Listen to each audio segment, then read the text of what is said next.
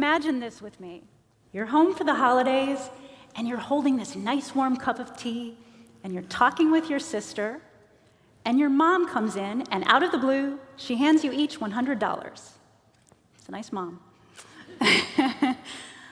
Now, it turns out you and your sister happen to be a bit competitive, and you decide you're each going to invest your $100 in the stock market to see who can make more money. But you have an edge because you know something, a secret that's hiding in plain sight. You heard about it earlier. What do top-performing companies have in common? They have women in their leadership. Yes, let's first look at profits, because that's where the numbers matter. So, companies that have at least 3 women on their advisory board, they have a 36% higher return on equity than companies with no women on their advisory board. So that means more money for you. Now let's take a look at the founder of the company. Companies that have at least one female founder outperform companies with all male founders by 63% in terms of stock investments. Again, more money for you. And so the money's great, but it gets even better. Companies that have women at the top, they actually lay off fewer employees. So they stick with the employees they've invested in. So you can feel good about all this money that you're making. Now, this seems like an easy sell, right? I'm up here as a woman talking to an audience of mostly women, and I'm saying, you know who makes really good decisions? But I actually was a real skeptic at first. For years, I've been doing decision-making research since about 2002, and when we would find a gender component in our data, I always wanted someone else to write it up, because it felt really gendered to study gender. And I was uncomfortable with it. But the data kept nagging at me. I kept finding gender issues in decision-making, and I began to become curious. Is it the case that teams with gender diversity, meaning teams with both men and women, do they make better decisions? So I want to show you the science that persuaded me, because if it convinced me, maybe it can convince you. All right, let's start with group intelligence. Do you know what predicts how intelligent a group will be? All right, so is it the IQ of the group's smartest member? No. I love dogs, as you're going to see. Is it the IQ of the group's smartest member? No. Is it the average IQ of all the group members? Also no. Is it predicted by how much people like working together? No. No. Those are all reasonable guesses. Well, maybe not the last one. But what predicts how intelligent a group will be? Count the number of women. So according to fabulous research that was done by Anita Williams-Woolley at Carnegie Mellon University and Thomas Malone at MIT, as the proportion of women in a group goes up, so does the intelligent behavior of that group. So how did they do this research, right? Yes! So how did they do this research? So they brought together actually complete strangers, and they put them in the room together for several hours, and they gave them really challenging problems to solve. Some of the problems were actually pretty fun, at least problems that I would like to solve. They were things like they showed them a brick, and they said, generate as many possible uses for a brick as you can. And they got 1 point for each novel idea. Other problems were much harder. These were tough ethical decisions. They were told that a college basketball star had bribed an instructor to change an exam grade. And the teams had to figure out how to treat the instructor and the student. And they got points for for balancing all those competing interests. You can imagine, particularly in a big athletic department, there's a lot of competing interests there. Now, why is it that groups with more women came up with better solutions? It's not that solo women were smarter than solo men, okay? So it's not that. So what is it? Groups that had more women had more social sensitivity. Now, social sensitivity, as psychologists, we like to use jargon. But social sensitivity just means that you're recognizing the cues in a conversation, right? It's basically reading body language. Is someone saying, ooh, tell me more? Or is their body language saying, oh, tell me less? And groups that had a higher proportion of women showed more social sensitivity.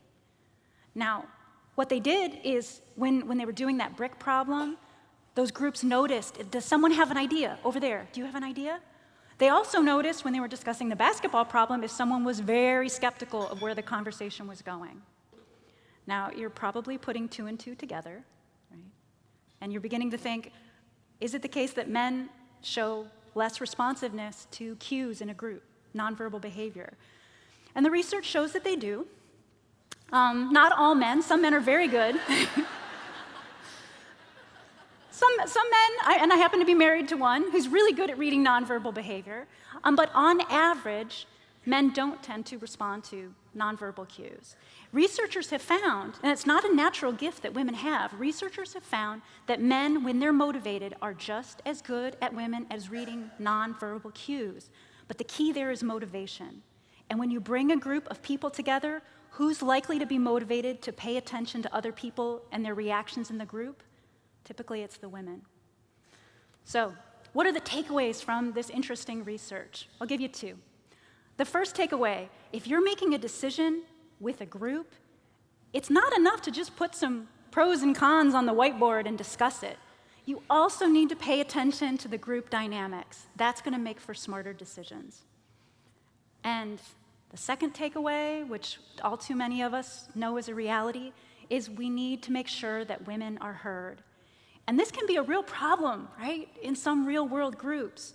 All too often, women's contributions are marginalized or just completely ignored, and the group goes on without them. Now, Woolley and Malone, they were very clever. They gave everyone a microphone so that everyone was very cognizant of how much they talked and how much they listened. I'm not suggesting that we pass out microphones at the beginning of every meeting, right? That's a bit cumbersome. But I do think it's important. We need to speak up and we need to listen. And if you're in a group that can improve on that, I'm going to give you some tips at the end on how to do that. So, the takeaway I don't want you to come away with is that all groups should be all women. That could be a possible takeaway, right? Oh, just keep increasing till we have 100% women on a team. Malone and Woolley, as well as other researchers, have found that as the proportion of women goes up, it helps to a point, but when you get to all women, actually the problem solving goes down. Now, you might be generating a lot of possible reasons for that, but let me give you one that I found surprising. Stress. All right, I want you to think for a moment.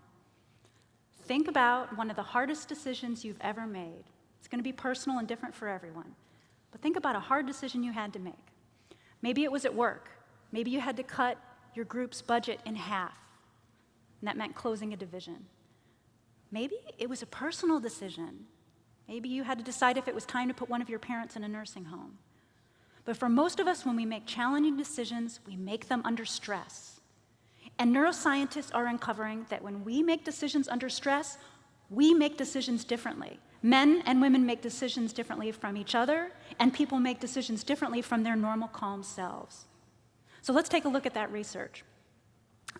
First, we need to talk about what it's like to make decisions when everything is calm, right? That'll be helpful. Mara Mather, a neuroscientist at the University of Southern California, is one of many neuroscientists who are finding that when we're making decisions and everything is low-key and easy, men and women make decisions pretty much the same way. So what do, right? You generate all the possible options, and then you try to squint into the future, and you try to picture what the consequences of each of those options might be, and then you do the really hard part, right? And that is you prioritize. You decide what's more important than what. And then you choose. So that's what we all do when things are relaxed. But what happens under stress? Stress changes what we prioritize. So let me tell you how they did the research. So Mara Mather and her team gave people a really simple decision to make. You were sitting at a computer, and you had balloons that you would inflate on the computer screen. And you wanted to keep inflating the balloons. You got more points and more money the larger the balloon got. Easy decision, right? Just keep inflating the balloons. Inflate. Okay. But there was a catch. At some point, the balloon would burst. And you didn't know when it was going to pop. It could pop on the third pump. It could pop on the 103rd pump. You didn't know. And so you had to decide, do I want to keep pumping, or do I just want to cash out and go to the next balloon, right? Those were the decisions. Risk it, keep going, stop, and cash out. Now, when everybody was relaxed, men and women played this game the same way. They averaged the same number of pumps, earn the same amount of money. But what happened under stress? This is where it gets telling. So, women under stress. So when women were stressed, they stopped pumping sooner. So they pump a little bit and they cash out, and then they go to the next balloon, pump a little bit and cash out. So they were basically going for the safe, guaranteed wins. Does that make sense? Yeah. All right. Stressed men did just the opposite. On average, stressed men average 50% more pumps than stressed women. So they were going for the risky option. They're like, let's keep going. And of course, they pop more balloons. So what's important about this is stressed men and stressed women were behaving differently than their normal selves and differently from one another. So what can we take away from this? When we've got important decisions being made, we need both men and women in the room. Because all too many researchers are finding that men under stress will go for those risky rewards. They'll reach for them, no matter what the cost. Women are saying, just like, pull that plug. So that's why we need men and women together in the room. We can't just have one sex making the decisions. All too often, at the top of an organization, we only have men making the decisions, and that suggests they're going to lean towards the risky options. So we need gender balance here, gender diversity. Now, when I first wrote about this research for the New York Times, a reader commented, well, if I ever need to inflate any balloons, I'll be sure to include some women. Now, underneath that snark,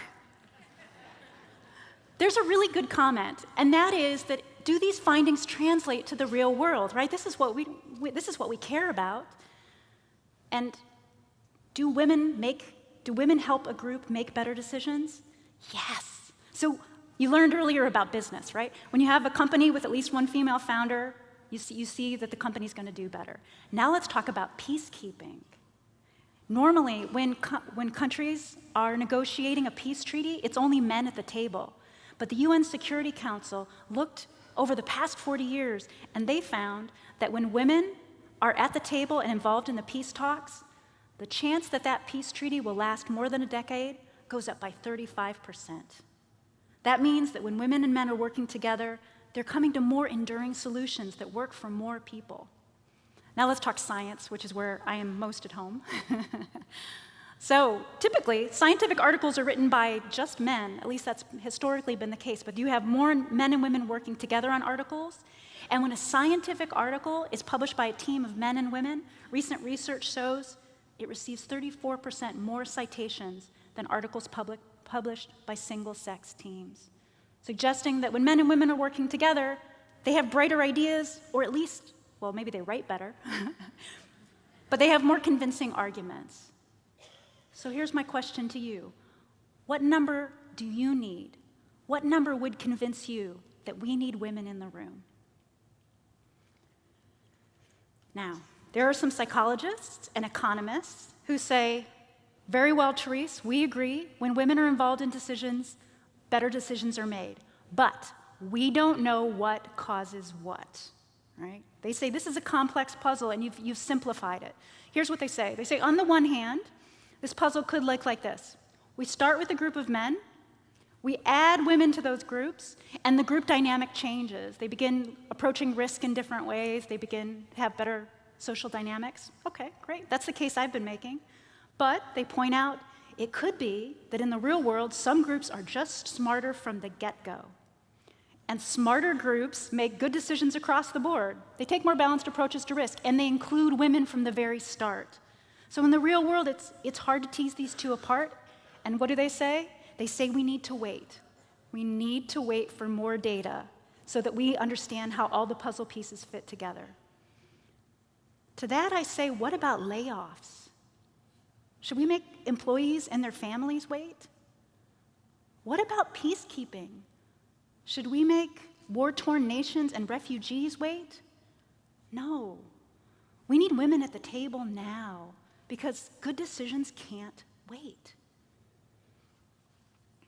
Now, if any of you have any of you ever been part of a really diverse decision-making group, part of a diverse team? Some, yes.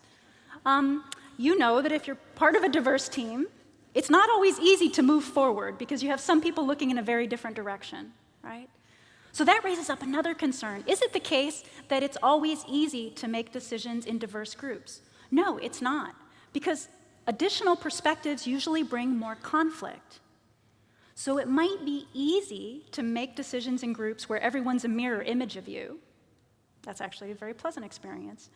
But an easy decision isn't the same as a smart one. I really like how Columbia business professor Catherine Phillips puts it. She says, homogenous groups don't make better decisions, they're just convinced they did. Heterogeneous groups, she goes on, they actually make better choices, they just don't recognize it because of the conflict. So, now it's time to pass the baton to you. I'm really hoping that you'll leave this room today and take this message forward. And I'm not asking you to run for political office. I'm not even asking you to run a relay race in a skirt. Although, trust me, it can feel that way sometimes. What am I asking you to do? I want to ask you to do one of three things.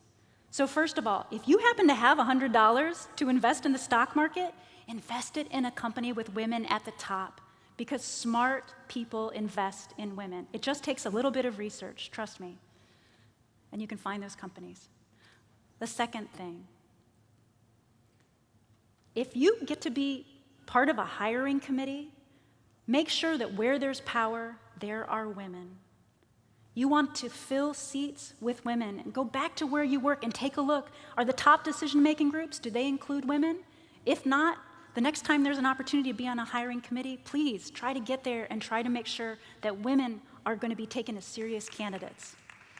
Thank you. Because we need women at the table. And the last one, this last point, is we need to make sure women's voices are heard. Now, first I want to talk to the women in the room. So if you're someone who tends to be quiet in meetings, please make a commitment to yourself that over the next month you're going to speak up at least once in every meeting you're in. I'm a quiet person in meetings. I'm going to make that pledge right now to the end of November. Just try it as an experiment and see what happens. If you're a woman who already participates a lot, fabulous, keep it up. But notice, is there a woman in the room who's quiet? If so, take her out for coffee and tell her you want to hear her voice. Now, to the men in the room, what role can you play in getting women's voices heard? I want to adapt a quote from the United States Women's Summit that was held this summer. If you're a man in a position of power and you look around the room and everyone looks like you or a younger version of you, do better. Bring women into the conversation. Because having influential women in the room when an important decision is being made, that's not just good for women, that's good for the decision. And that's better for everyone. Thank you.